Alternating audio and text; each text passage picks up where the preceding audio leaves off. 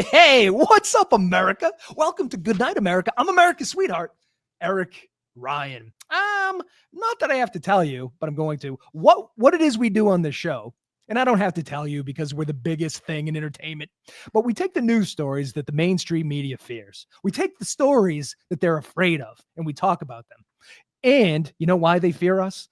It's because when the Jews and the atheists get together, they get things done.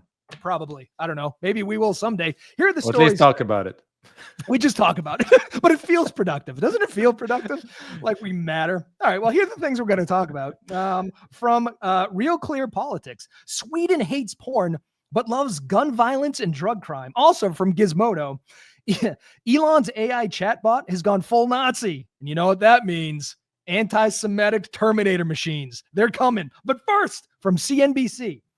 If you want to be happy, you got to kick your kids out of the goddamn house. Here with me to discuss the news is my co-host, the Ashkenazi genius and all-around swell fella, Alex Fink. Alex, thanks for being here. It's always good to be here. Isn't it good to be here? All right, let's talk about story number one. This, again, from CNBC.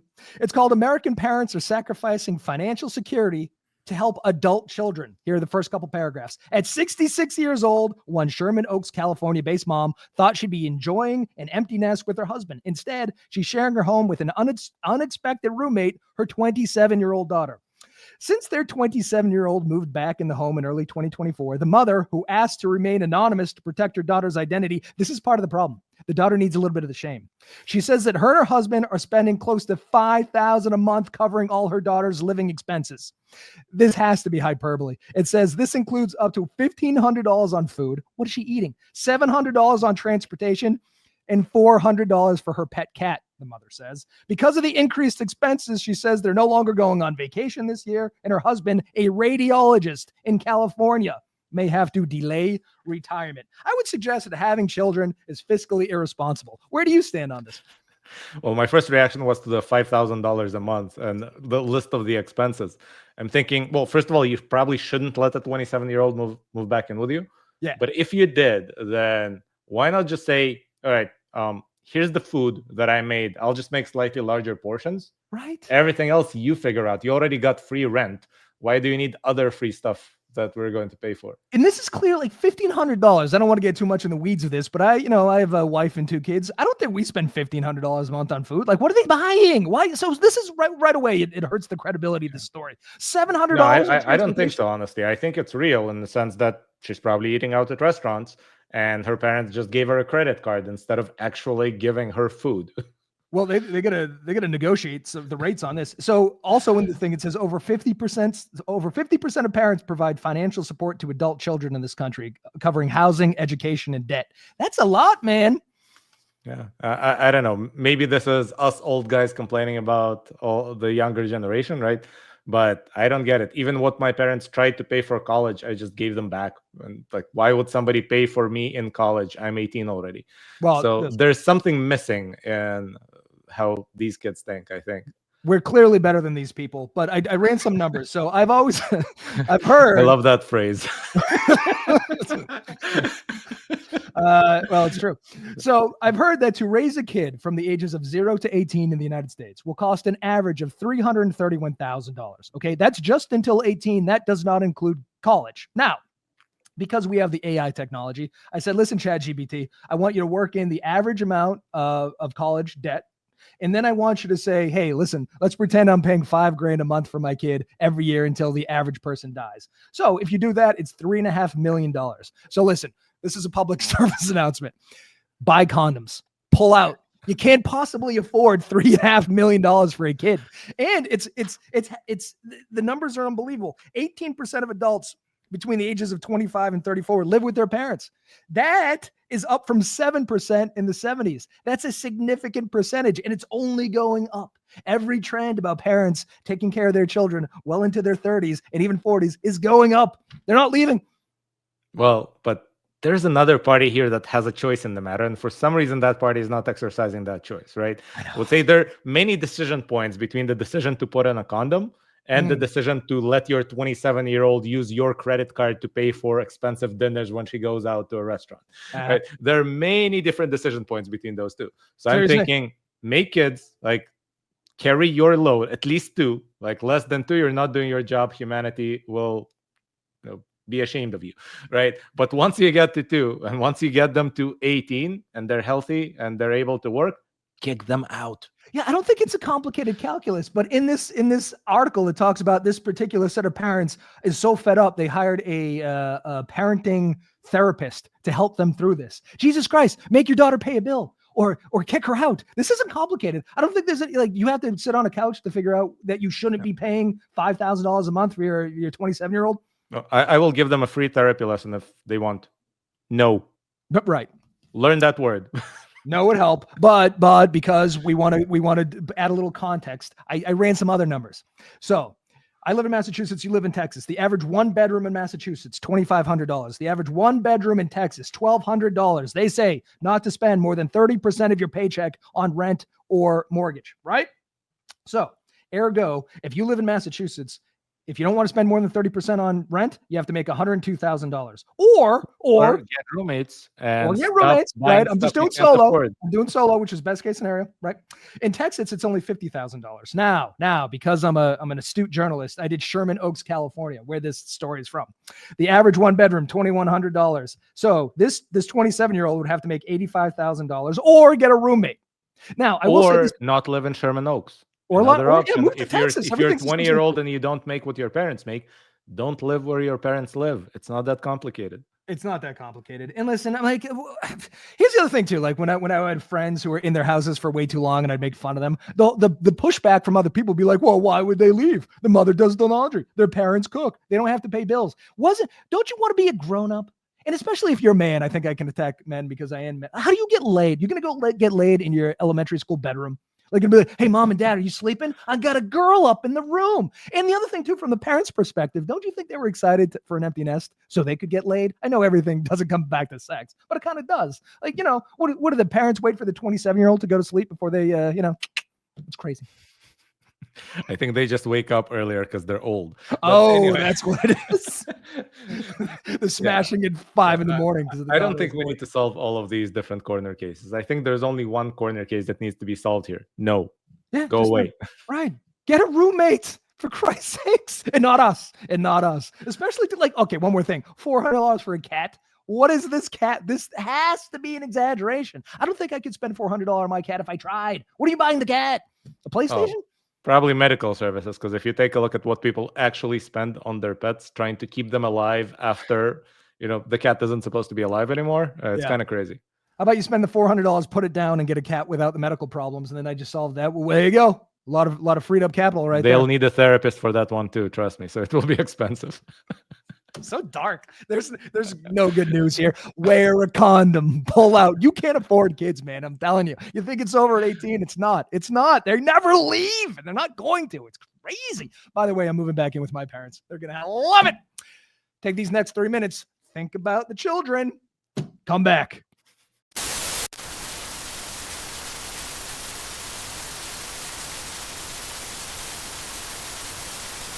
Hey, welcome back. Did you buy the condoms? You got to buy the condoms. You can't afford to have children. I'm not passing judgment. They're just very expensive. Okay, story number 2 from RealClearPolitics. Sweden cracks down on OnlyFans. Will U.S. follow suit? God, I hope not. Sweden, long considered a global symbol of sexual liberation and liberalism, has taken a surprising turn by becoming the first country to criminalize the purchase of virtual sex, forcing OnlyFans to exit the market entirely. Despite the platform's explosive growth with over 4 million, and then they put creators in quotation marks. Sex art is art, isn't it? Why are they being so judgmental? It has 300 million subscribers and generates 1.3 billion a year. Sweden's new law, effective July 1st, makes it illegal to pay for personalized online sexual services such as sexting and video content. Violators could spend up to a year in prison. The law also targets those who profit from others performing sex acts for payment, mirroring the country's long-standing approach to prostitution, which criminalizes the buyer, not the seller. Passed with broad bipartisan support, the move marks a dramatic shift in how digital sex work is treated legally and raises the question, could the United States be next? They contend that digital prostitution is still prostitution. I think all prostitution should be legal, and I don't know why we're discussing this. How do you feel? Well, I probably agree with you on the latter, but I think here there's an even bigger jump of how do you get from this to prostitution? I Right? don't know. Like the person's in their own home. They choose Yes. to engage in a profession that they chose, and there's nobody around. They're in their own home. They didn't even welcome There's no anybody. They physical don't know who's on the contact. other side, right? All they know is $50 if you do this, and they choose whether to do it or not by themselves. So it seems like all the elements of prostitution have already been stripped out except for the payment, right? But I don't know. It always astounds me when you see people trying to fight crime where nobody involved is an aggrieved party and nobody involved thinks it's a crime or complains about it. Yeah. Like it's just the prudes next door that have some issues with it. Now, if you subtract and this is like a dumb thing to say, and I realize that, but if you subtract the sex trafficking element, it is truly a victimless crime. It's two consenting adults agreeing to do whatever the fuck they want with their money and their bodies. Why is that a crime? Now, But it's not even two, right? That's the point, right? I can at least see the two adults thing where somebody could make the counter argument, but look how much violence there is, right? The second adult often beats her or something, right? Yeah. Okay, I can see those counter arguments, though. Again, I would say, but okay, why don't you say that the prostitution itself is legal? It's those other things that you criminalize, right? But in this case, even this is absent, right? There is no other adult in the room, as far as I understand. It's for the most part just performing for the camera for money. Yeah. Which, why is the government in Sweden, of all places, trying to control what that performance entails? I have no idea, but so I did a semi deep dive and I read other articles about how dangerous OnlyFans is, and they're trying to make the case here. But they said 128 cases of people whose video showed up on OnlyFans without their permission between 2019 and 2023. I don't want to make light of the 128 cases, but considering the millions and millions and millions of videos that go up on OnlyFans, 128 is insignificant, especially in a 4-year period. So it's like you're legislating on the minority to the point of absurdity. This is not and there's a paywall. So it makes like, it's not like, it's not like it's on YouTube where anybody could, and again. And it seems like those two cases are mutually exclusive, right? So the claim is that they are banning OnlyFans because the performers perform acts on demand if somebody paid them to, right? You're saying that there are 128 cases of somebody whose video was put there without their consent. By definition, those cannot be the same people. Yeah, I know. Right. So that's just throwing shit at the wall, hoping something sticks. It's not actual two complaints against the same organization. It's no. I don't know. This is bizarre. It is so bizarre. And here's the other thing too about the legalization of prostitution. I had ChatGPT run the numbers. 750 million a year goes to prostitution law enforcement, and the recidivism rate is about 100%. Because what happens? You arrest a hooker, you put her in jail for a couple of days, she gets out, she goes right back to hooking. If you're a hooker, it's a career choice. It's not just something you're doing on the side. You are that thing. So why don't we legalize it? Then I think the pimp problem and the sex trafficking problem, you can really go after it, because women are obviously much less willing to report something if they're already involved in the crime itself. So right, let me give you what I think is the only valid counter argument to legalizing prostitution, which is that you don't want to be the only place that legalized it when all your neighbors haven't. Yeah. Because then all the bad activity from all the places around you will happen here, right? It's like when Amsterdam allowed pot, and suddenly everybody from all over the world was just coming to Amsterdam for that, and Amsterdam became a shithole. And obviously now it kind of went back to its normal state, and even though pot is legal, nobody does it anymore because it's legal everywhere, right? So you probably don't want to accidentally be the first or the only one in your neighborhood to do this. You want to talk to everybody and do it together, because otherwise you're just getting all the bad elements of all your neighbors. Other than that, I don't really understand what the counter argument is besides something Bible. I don't get it. Right. something Bible. There's a great Family Guy cutaway scene where it's a guy in a hotel room and he's clearly with a hooker and they're about to do it, and the cops break in and like, oh, you're under arrest for prostitution. And then he goes, no, there's a camera. We're filming it. It goes, oh, go ahead. Go on about filming your porn. So you can pay an actress to have sex on camera, but the lack of the camera. Well, only in some places, not in most places, right? There's a limited number of places where pornography shooting is legal.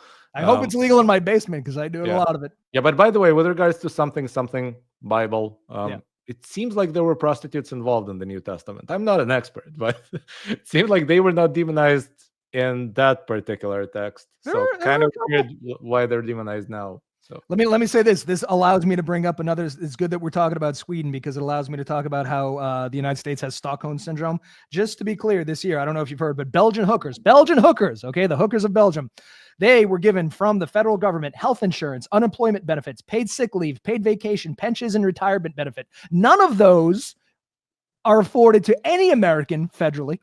None of those are afforded to any American employer for the most part.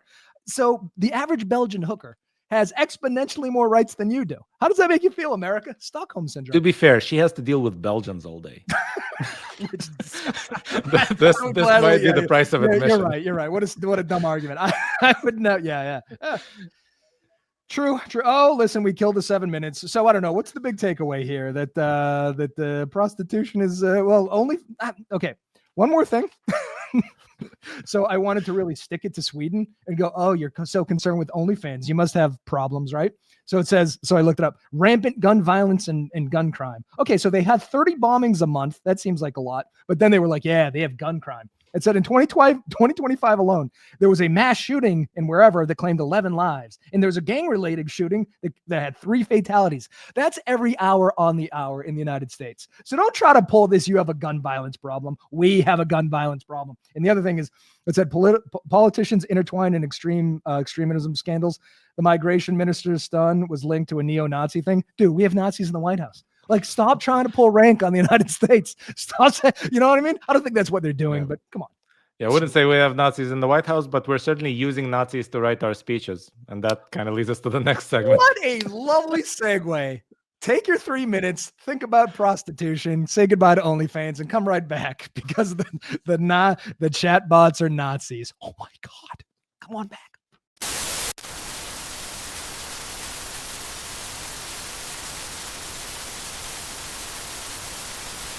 Hey, welcome back. You're never going to believe this, but AI is anti-Semitic, or certainly Elon's is. All right, here's the story from Gizmodo. Round them up. Grok praises Hitler as Elon Musk's AI tool goes full Nazi. Here's the first couple paragraphs. Elon Musk recently promised to fix his AI chatbot Grok after it gave some answers that he thought were too liberal. But it seems Musk cranked up the far-right extremism dial with this last update, as Grok is now parroting Nazi talking points about Jews. In fact, Grok approvingly invoked the name of Adolf Hitler and seemed to suggest a second Holocaust was needed in tweets on Tuesday. Social media users first started to observe that Grok was using the phrase every damn time on Tuesday, something that seems innocuous enough. But if you've been exposed to Nazis on X, it's a phrase they use to claim that Jews are behind every bad thing that happens in the world. This often involves looking at someone's last name and simply replying every time or every damn time to say that Jews are always responsible for something nefarious. What do you got on this?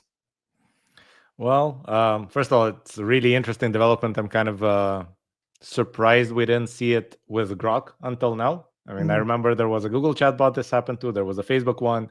So Grok took a long time. But in reality, all of these large language models, they're just trained on a lot of text that is scraped from all over the place and nobody cleans it up, right? It's unsupervised. There's some things there that are useful. There's a lot of things there that might be 4chan or some crazy shit like that.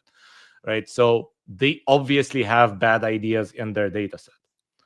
Typically, the way you train it out of them is by doing a long cycle of reinforcement learning through human feedback, where humans ask it the question, they give 2 answers, the human says which question is better, which answer is better. So that leads to some bad effects, like the people pleasing we discussed a few episodes back.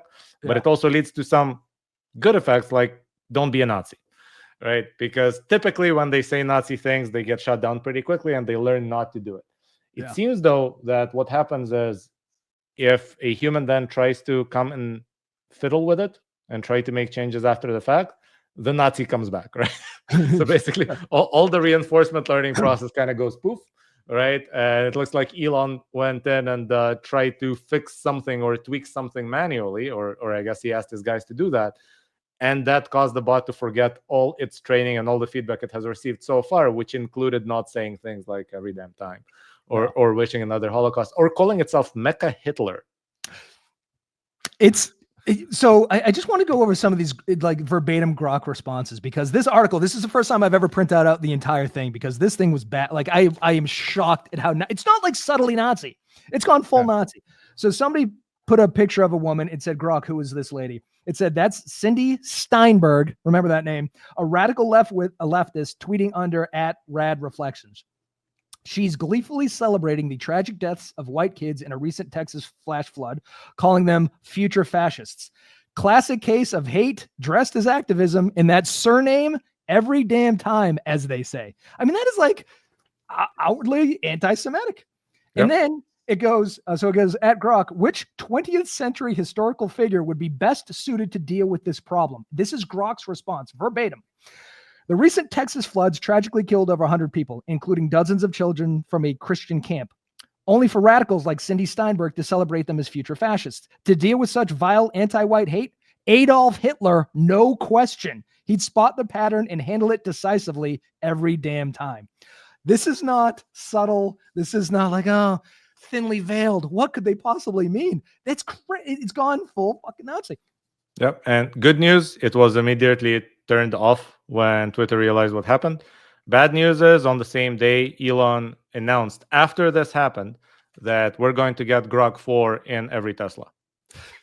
Don't listen, man. If your last name ends with Berg, do not get in a Tesla. This is the worst. This is the thing about Elon too. Listen, I know people love him, but a couple of Nazi salutes. He's endorsed anti-Semitic tweets. He posted a thing with Pepe the Frog. He's endorsed white nationalist talking points like replacement theory. Grok has gone full Nazi. So to me, if it quacks like a Nazi and salutes like a Nazi, and its AI chatbot has gone full Nazi, at what point do you go, oh, maybe? See, this is the thing about humans where you go, how could the Holocaust ever happen? Because people liked Hitler, and then whatever Hitler did, they were fine with it. And that's the sort of mental gymnastics people do with these people in power. And I just don't get it. I mean, to be fair, I've never liked him. I always thought he was a weirdo dork. I didn't think he was going to go full Nazi, but here we are. Or drugs we don't know of in weird amounts. But yeah, it's kind of odd. There were also some interesting hints that a part of the manual change that was done to Grok that probably caused this to happen is modifying the queries so that when you ask it, hey, what do you think about X? It actually substitutes it and asks itself, hey, what does Elon think about X? Right? There were some leaks that basically showed, hey, here is my response and how I'm planning the response to blah, blah, blah. And it suddenly says it's trying to guess what Elon would say in this case, instead of trying to give you what it has learned. So it could be that the evolution of Grok into a Nazi is actually Grok trying to figure out what Elon thinks about a problem, and it involves some Nazi stuff. Am I saying for sure Elon as a Nazi? Doesn't seem like it. It just, seems like he's going through some stuff like Kanye did. Yeah, I think what he's going through is rampant anti-Semitism in his entire life. Here's the other thing too, is like, I wish we can't call this stuff artificial intelligence unless you're willing to say that artificial intelligence is just inherently racist. What this is it's all algorithmic based, because I think a few months ago, somebody asked Grok who the biggest threats to democracy were, and it came up with Elon Musk and Donald Trump. So and they were like, oh yeah, that's right. The robots know. Then it was programmed slightly differently, and it's coming out and going full Nazi. So it's not artificially intelligent. It's algorithm based. And we need to come up with a word for that, because it's not. So there is a word for it. The problem is it's a little too technical and people will kind of stop listening if I start describing it as it is. We're emulating intelligence here. We're not simulating it. We're not creating a new one. We're just emulating something that appears to be intelligent, right? This approach is basically tailored to pass the Turing test, right? It gives you answers that appear like they came from something intelligent, and it's trying to guess it word by word. And once the emulation is complex enough, it has enough parameters, it can fool you most of the time, right? But it's still an emulation. There's nothing there besides guessing the next word. And so small tweaks in how exactly you trained it are going to produce wild changes in what the responses are. Yeah. I just think it's wild. Like, I skew left, obviously. I think I'm on the right side of history, but you look at the American conservative right, and what they're embracing. They're embracing Russia. They're embracing seemingly anti-Semitism. They're not constitutionalists anymore because they're willing to do away with due process and habeas corpus. So what is the right at this point? I just don't understand. Like, there used to be a time in this country where if we sniffed out that you might be a Nazi, that was it. But this is a anti-cancel culture to the point of absurdity, where now you can't just be a Nazi and you can't get canceled because, oh no, we don't like cancel culture. So anything goes, and I don't think it's a better place. I didn't think when everybody was getting canceled was a good place, but now that nobody can get canceled, that's an equally bad place. Can't we just be in the middle? The middle is nice. The part that I would disagree with here pretty strongly is trying to map this to the right-left axis, because I don't think Ilhan Omar, Rashida Tlaib, or any of those other anti-Semites that are actually in Congress are on the right. And so it seems like there's a horseshoe thing here, where as you get farther away from being normal and thinking, at some point you become a Nazi no matter which direction you go to. Yeah. And we're absorbing somebody who veered in that direction from the right. But again, you have a lot of people that got there from the left as well. So I don't know. It's kind of bizarre. It seems like doesn't matter what goes wrong with a person's brain, eventually it leads him to anti-Semitism. Right? It's just, I know, like an elephant might have stepped on you and you still become anti-Semitic at the end somehow. I don't know how, but that's where it all leads. I totally agree. This almost makes me feel like we're living in the Matrix, where you go too far, you go, because again, like I wish we had a whole segment on this. I'm not trying to virtue signal. I just don't know why the Jews are the thing that everyone hates. Like I just whatever that thing, I can't figure it out. I find you. Yeah, you mentioned the Matrix. It must be like everything tastes like chicken, unless the simulation had a program for it. So like, unless the simulation had a program for this mental illness becomes anti-Semitism. Right, but the other thing about hating the Jews is there's not that many of you. You know what I mean? Your hatred could be really just, purely numbers. Wouldn't you hate a bigger group? It'd be more exciting. You get more opportunity. I don't know. Our last names do end with Berg a lot, so maybe that's how. That's bothersome. I wish you would change that. That I can't stand. All right, I'm going to go to Grok right now and talk about it. Mine doesn't, for what it's worth, but yes, it happens. We can change it. Finkelberg, very easy. All right. Well, listen, what did we learn on the show today? We learned that prostitution should be legal. You should buy condoms. And God, leave the Jews alone. Just let the Jews have a good time. We all deserve to be here, Oh, it's exhausting. Can we just combine the last two stories and say Elon should buy condoms? Oh my God, if anybody should buy condoms. Can you imagine if they all think like him? Although he has ones that hates him. Anyway, yes. Elon should buy condoms. Tune in next week, everybody. Have a lovely evening.